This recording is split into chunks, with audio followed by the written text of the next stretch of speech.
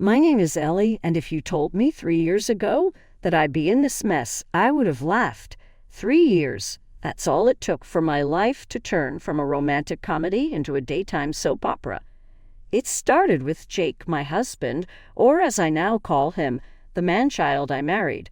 We met at a friend's barbecue, and he was the life of the party. Always smiling, always easygoing, or so I thought. The wedding was a dream, but dreams end, and reality hits hard.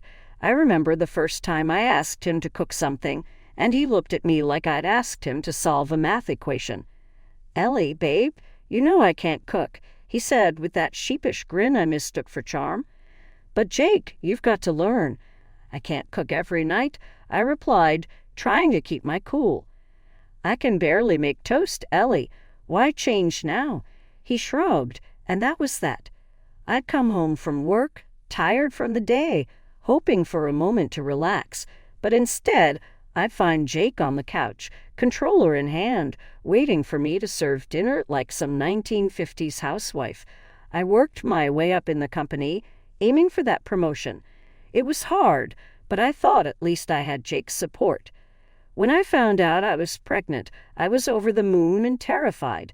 I thought maybe this would make Jake step up, but even that was like hoping for a snowstorm in July. We have our little bundle of joy and love. She was the best thing that ever happened to me, and I thought to us, but Jake felt differently. "You know you make more money than me. It makes sense for you to go back to work," he said one evening as we sat exhausted on the couch. Iva finally asleep. I looked at him, really looked at him, and realized I was the only adult in the house. Jake, being a stay-at-home dad means actually doing things at home, you know. He just nodded, eyes already drifting back to his game. Yeah, I got it. But he didn't get it, not really. His mom, bless her, would come over to help, actually to do his job. She was a saint, loved Iva to bits, loved me too in her own way.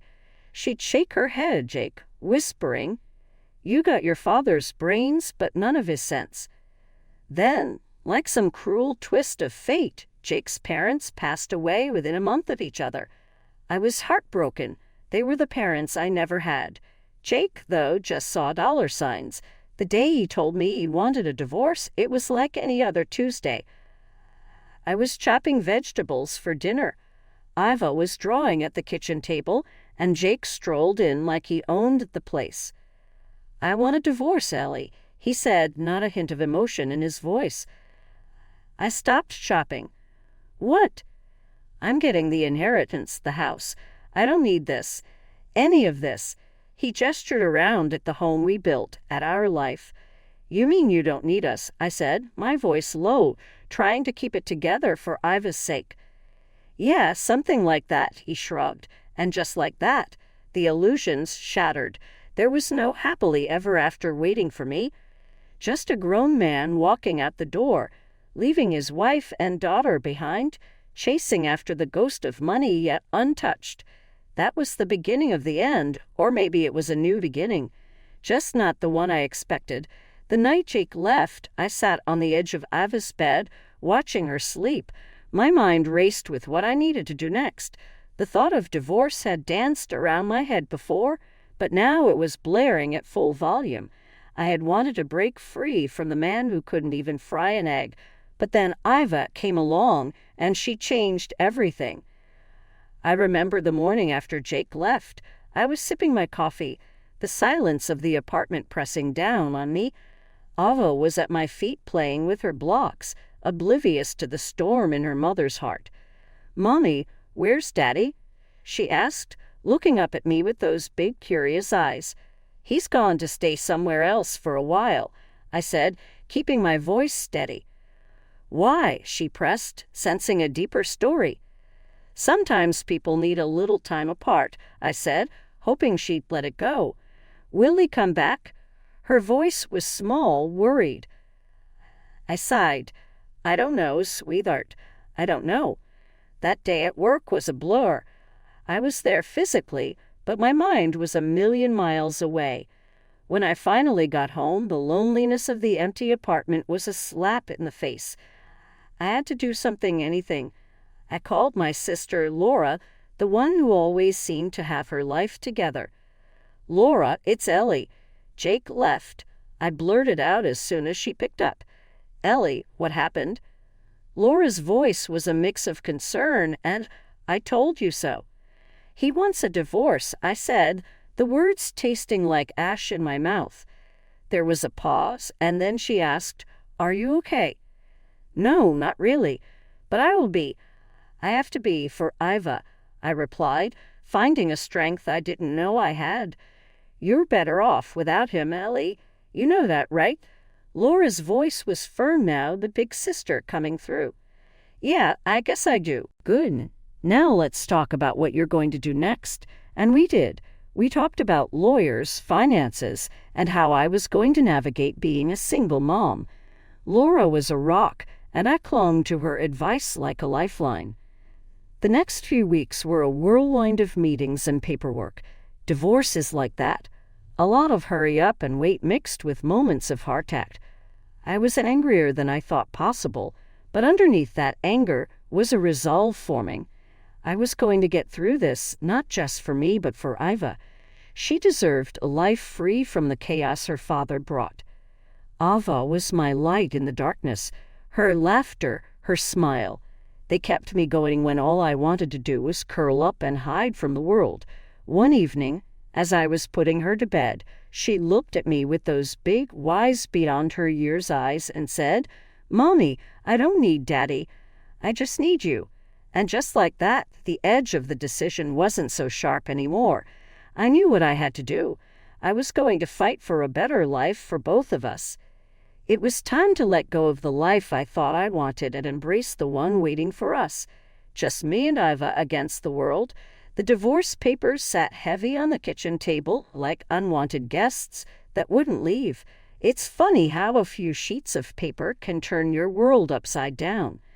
Ava was at daycare, giving me a few hours of silence to think, or maybe to avoid thinking. The apartment felt empty, echoes of the life we used to have bouncing off the walls. I tried to keep things normal for Iva's sake, but every night when I'd put her to bed and face the evening alone, the silence screamed at me. Had to do something with my hands to keep busy. So I started fixing things around the house. Stuff that Jake never got around to doing. One Saturday, the sink decided to start leaking, a steady drip that drilled into my brain. I had half a mind to call Jake and demand he come fix it just out of spite, but I didn't. Instead, I found myself in the hardware store, standing in an aisle of pipes and wrenches, feeling out of my depth. "Need some help." A voice broke through my confusion. I looked up to see a woman about my age, hair pulled back in a no-nonsense ponytail, a name tag that read Maggie.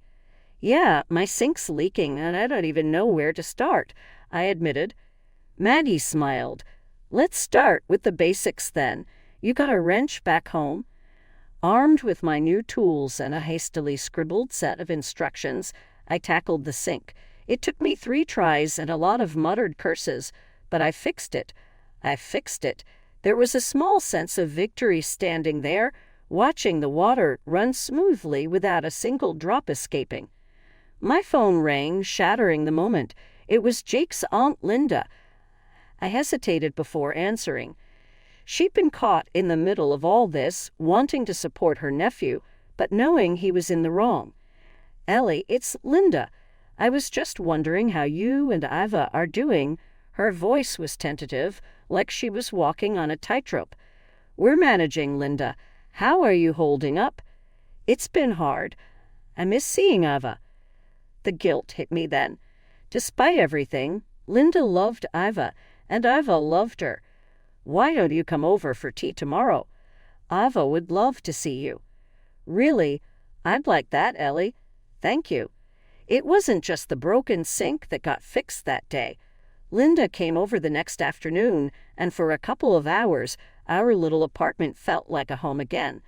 Ava giggled as Linda chased her around, and I realized how much I'd missed the sound of someone else's laughter in our home. Linda and I sat on the couch, watching Iva play, an unspoken truce hanging between us? "You're doing a good job, Ellie," Linda said, breaking the silence. I shrugged. "I'm trying." "No, really.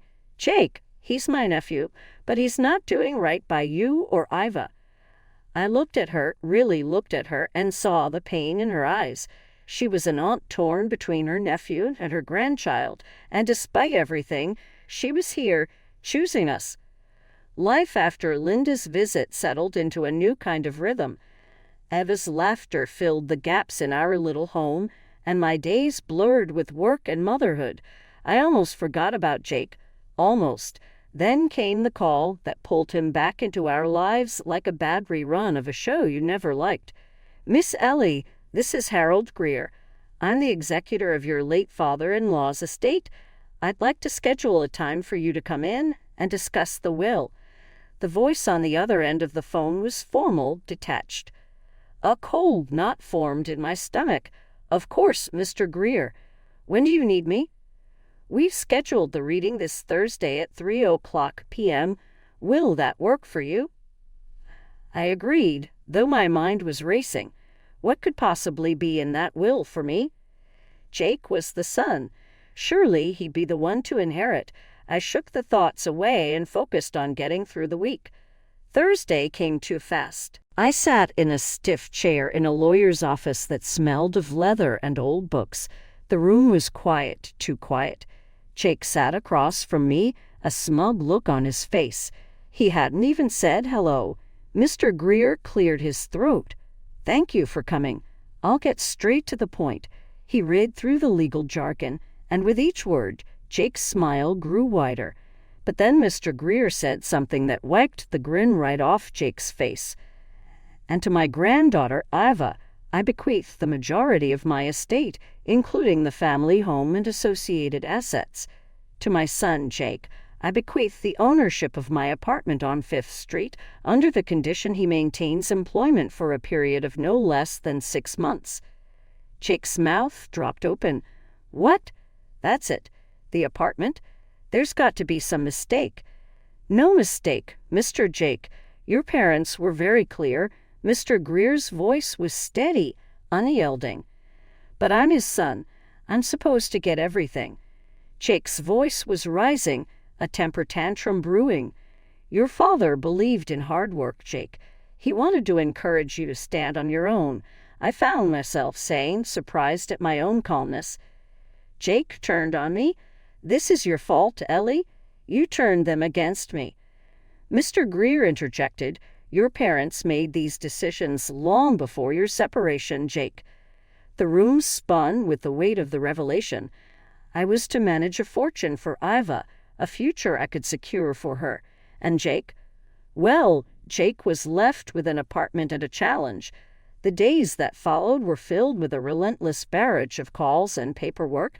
Jake was furious, calling at all hours, his voice oscillating between begging and demanding. "Ellie, you have to talk to Greer. You have to get him to change this. It's not fair." Jake's voice was desperate one afternoon, the anger giving way to something that sounded like fear. "It's done, Jake.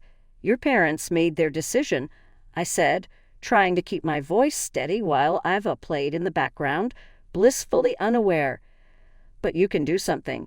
You have control over Iva's share, right? We're still married." He was grasping at straws, and we both knew it. "Even if I could, I wouldn't. This is for Iva's future, not for us, not for you to squander," I replied, finality in my voice feeling like a nail in the coffin of our relationship. He hung up with a string of words I was glad Iva couldn't understand. Savoring ties with Jake was like cutting through a thick, gnarled vine that refused to let go. The divorce proceedings turned sour, with Jake's lawyers trying every trick in the book to get him a piece of Iva's inheritance. But my resolve was ironclad. I was fighting for my daughter now, not just for myself. The day we stood before the judge, Jake looked deflated, a shadow of the brash man who had demanded a divorce with such arrogance. The judge, a stern-faced woman who didn't suffer fools, gladly spoke. Mr. Jake, it seems to me that you're trying to claim what has been clearly and legally bequeathed to your daughter, she said after hearing Jake's lawyer out. But she's just a child. I'm her father. I should be. The court finds no reason to deviate from the will as it stands. The petition is denied. The judge cut him off, her gavel hitting the block with a thud that echoed in the silent courtroom. The dust had barely settled from the courtroom when the full weight of the will's revelation began to sink in. I was now not only the sole caretaker of Iva, but also the steward of her future. It was a daunting reality, a heavy mantle that I carried out of the courthouse that day. I sat down at our modest kitchen table, the sunlight filtering in and landing on the stacks of legal documents that spelled out Iva's inheritance. I shuffled through them, the words trust and estate leaping out at me. They felt alien, too grand for our simple life. My phone buzzed, a number I didn't recognize flashing on the screen. I answered tentatively. Miss Ellie, this is Janet from First Community Bank. We need to schedule an appointment to set up the trust for Iva. Right, of course. When would be a good time? I replied, feeling out of my depth. How's Monday at 10:00 a.m.? We can go over everything and make sure you're comfortable with the process. Janet's voice was kind, reassuring. Monday at 10 it is, I confirmed, a small part of me still in disbelief. Monday's meeting was a marathon of signatures and notaries of terms like fiduciary and beneficiary. Janet was patient, walking me through each step. You're doing a great thing for your daughter, Miss Ellie. This will secure her future, she said as we wrapped up. I smiled, a mix of pride and nervousness bubbling within. I just want to do what's best for her. That evening, as I watched Iva play, her innocence and joy untouched by the complexities of adult life, my phone rang again. It was Jake. Ellie, can we talk? His voice was subdued, almost unrecognizable. Jake, I'm really busy with Iva right now. Can it wait? I replied, not ready to let him disturb our peace. It's about the inheritance and the apartment. I need some advice, he admitted, and I could hear the struggle in his words. I hesitated, then sighed. Okay, Jake, what's going on? I'm thinking of selling the apartment. I don't know what to do, he said, and I could picture him running his hands through his hair in frustration. Jake, that might not be a bad idea, but make sure you get some good advice on how to manage the money. Maybe put some aside for Iva for the future. There was silence on the line for a moment. I hadn't thought of that. Thanks, Ellie. The calm before the storm. That's what life felt like in the weeks following the establishment of Iva's trust. The small oasis of peace was shattered one Tuesday morning when a process server showed up at my door with papers that screamed legal turmoil. I thumbed through the documents, each page a punch to the gut. Jake was contesting the will again, claiming that as Iva's father he deserved a portion of the inheritance to ensure her well-being in his hands. My hands shook with a cocktail of anger and fear as I dialed my lawyer's number. Michael, it's Ellie. He's doing it again. He's suing for a part of Iva's inheritance, I said, trying to keep my voice from cracking. Michael's voice was a steady force. Ellie, we knew he might pull something like this. We're ready. We'll fight this and we'll win just like last time. I took a deep breath, trying to absorb some of his confidence. What's our next step? We meet, we plan, and we protect what Iva's grandparents wanted for her, he replied. The legal wrangling felt like a twisted game, with Jake playing the victim, pushed into a corner by life's unfairness. But this wasn't a game, this was my daughter's future. In court, Jake's lawyer painted a picture of a father sidelined from his daughter's life, cut off from the means to care for her. Your Honor, my client merely seeks to provide for his daughter in a manner befitting the legacy left by her grandparents, the lawyer said, gesturing toward Jake with practiced sympathy. The judge turned to me.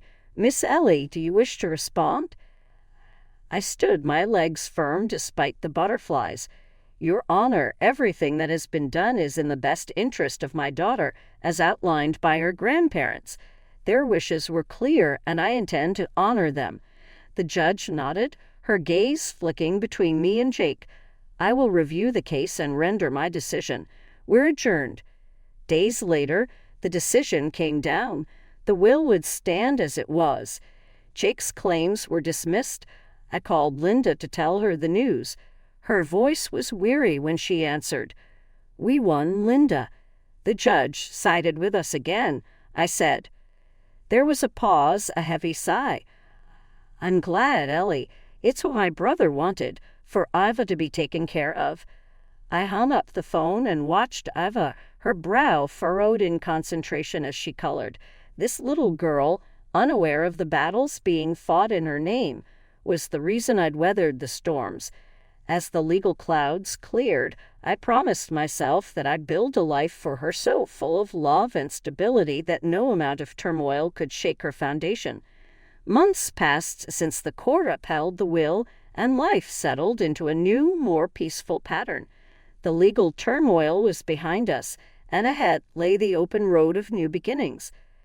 I was sitting on the porch, the evening sun painting the sky in shades of orange and pink, when Iva came bouncing out, her hair in pigtails and a grin on her face. "Mommy, look what I drew at school today," she exclaimed, thrusting a piece of paper into my hands. It was a drawing of the two of us holding hands under a big, bright sun. "It's beautiful, Iva," I said, my heart swelling with love for this little person who had been my rock through the storm. "Miss Ellie, there's a call for you," called Mrs. Parker, our neighbor who had become a friend and sometimes babysitter. I walked inside, curious. "This is Ellie." "Miss Ellie, it's Janet from the bank. I wanted to let you know that the trust for Iva has been set up successfully, and we've made the first investment for her future education." A wave of relief washed over me. "Thank you, Janet. That's wonderful news." I hung up and went back outside to join Iva, who was now chasing fireflies as they began to light up the twilight. "Mommy, do you think Daddy will come to my birthday party?" Iva's question came out of nowhere, her voice hopeful yet uncertain. I paused, considering my words. "I don't know, honey, but we'll have a great party with or without him. The most important thing is that we're together." Iva nodded, seemingly satisfied with my answer, and went back to her game.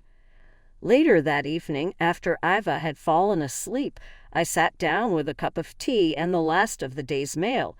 There was a letter from Jake. My hands trembled slightly as I opened it. Inside was a short note. "Ellie, I've been doing some thinking. I'm sorry for everything. I'm getting help, trying to get better. I won't bother you for money again. I hope I can be the father Iva deserves one day. Jake." I set the letter down, a complex mix of emotions churning inside me, anger, relief, hope, all battling for prominence. I realized that Jake's journey was his own, and while I hoped he'd find his way for Iva's sake, my focus was on the life I was building for us. The next morning, Iva and I planted flowers in the garden, her laughter filling the air, mixing with the sound of the birds and the rustle of the leaves. It was a simple moment, but it was ours, and it was filled with the promise of a new day. As we patted down the last of the soil, I looked at our home, the garden, and my daughter, and I knew that this was just the beginning.